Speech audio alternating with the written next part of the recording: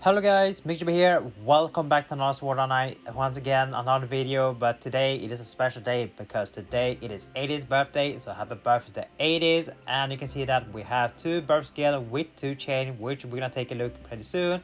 But for the banner, you can see that it's a step up banner with 3 steps, where step 1 3% off, step 2 regular price, step 3 a guaranteed random Eydis skill. And you can also see that on step 2, step 3, increased drop rate for the future Eydis skill, these two here. 1.3 on step 2 and 2% for step 3.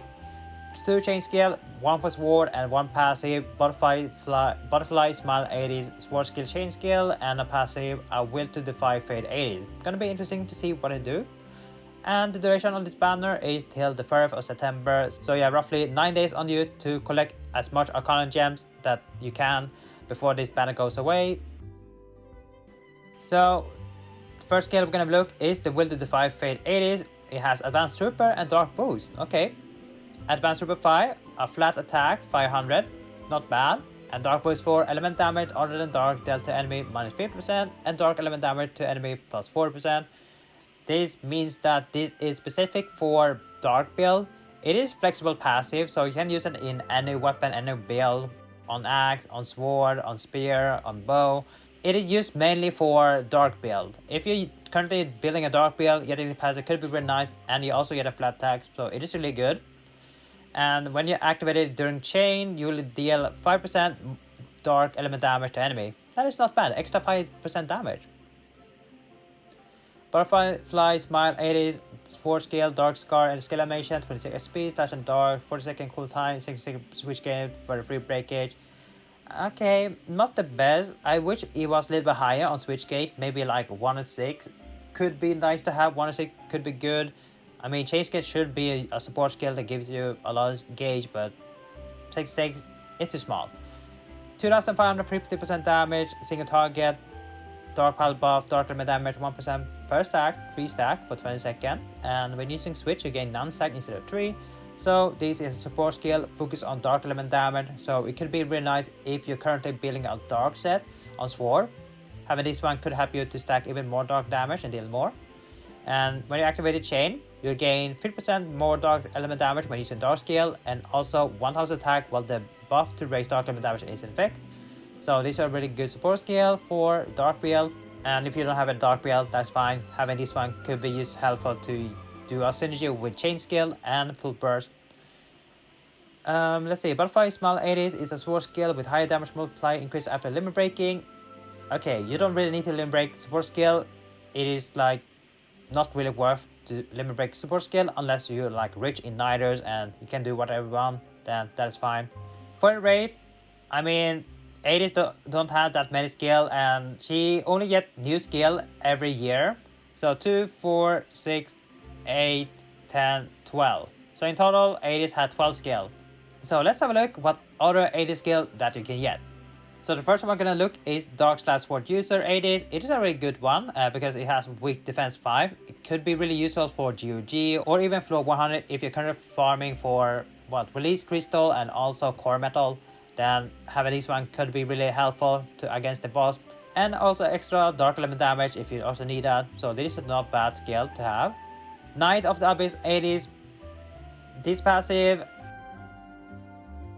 it's kind of outdated, I would say. 50% crit rate, you rarely crit on bosses because boss has really high crit rate, so this is really useless.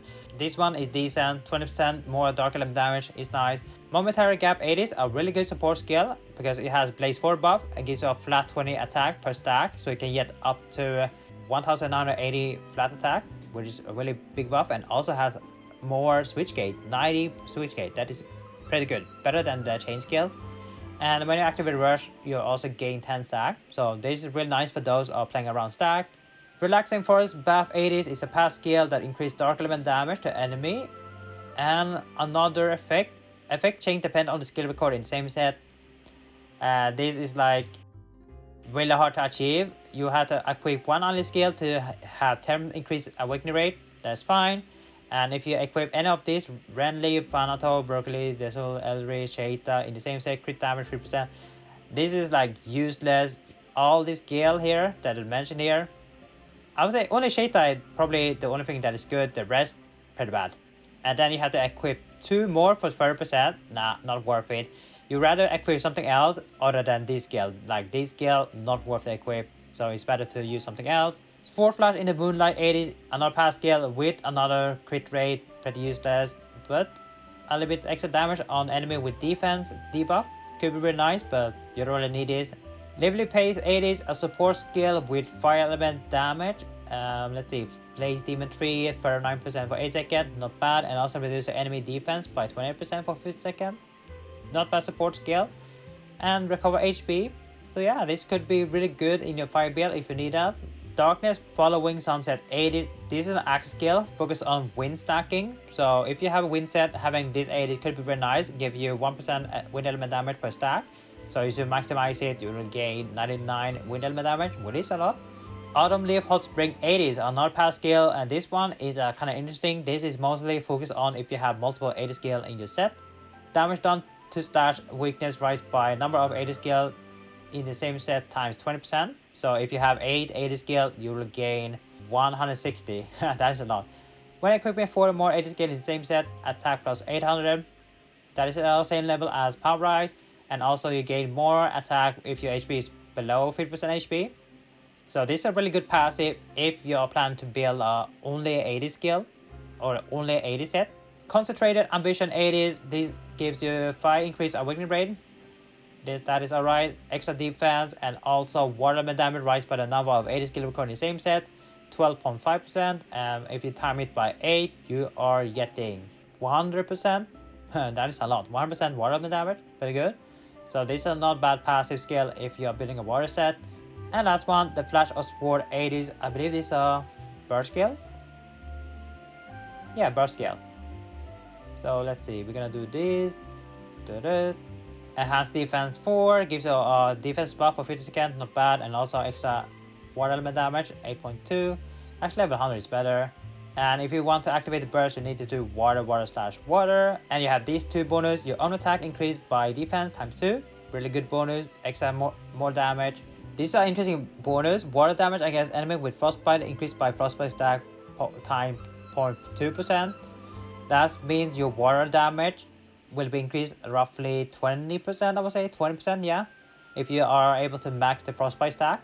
So that is not bad. I mean, the only thing you need to focus on this one.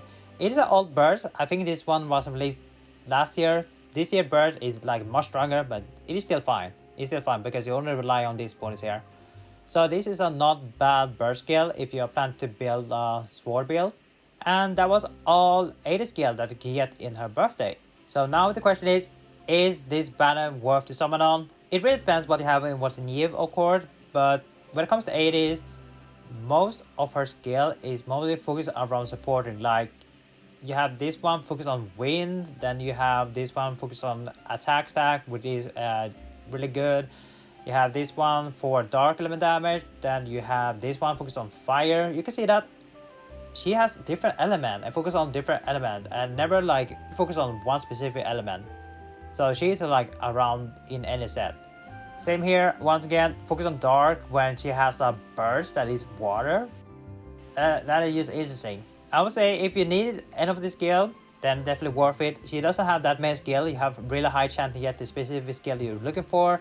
If you like 80, then definitely worth it. Otherwise, I would say skip the spanner. You definitely do not need any of this skill. Like you already have a free chain skill that works fine. The only thing I would say that is worth most of the time is probably this one for weakness fighting defense, really useful for GOG or for floor 100 farming or any boss is still really useful. And maybe this one if you're focused on stacking. The rest, they are like, you don't really need them. These are like focus on more if you are building an 80s build.